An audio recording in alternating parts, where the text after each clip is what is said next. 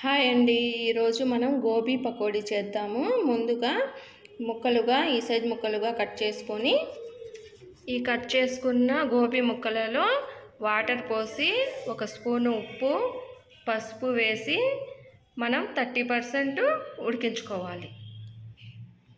తర్వాత ఒక గిన్నె తీసుకొని ఇందులో 2 స్పూన్లు బియ్యపిండి, 2 స్పూన్లు కార్న్‌ఫ్లవర్ పిండి,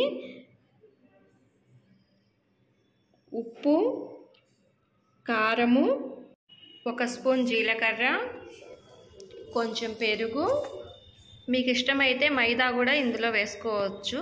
ధనియా powder 1 spoon, garam masala powder 1 spoon వేసి కొంచెం వాటర్ వేసి కలుపుకోవాలి. మనం ఉడికించి పెట్టుకున్న గోబీని ఇందులో కలుపుకోవాలి. తర్వాత స్టవ్ వెలిగించి కళాయి పెట్టుకొని నూనె హీట్ అయిన తర్వాత మనం ఈ కలిపి పెట్టుకున్న గోబీ ముక్కలను పకోడీలాగా వేసుకొని దోరగా వేయించుకోవాలి. అంతే, ఎంతో రుచికరమైన గోబీ పకోడీ రెడీ అయింది. మీరు ఇంట్లో ట్రై చేయండి. మీకు ఎలా వచ్చాయో కామెంట్ చేయండి.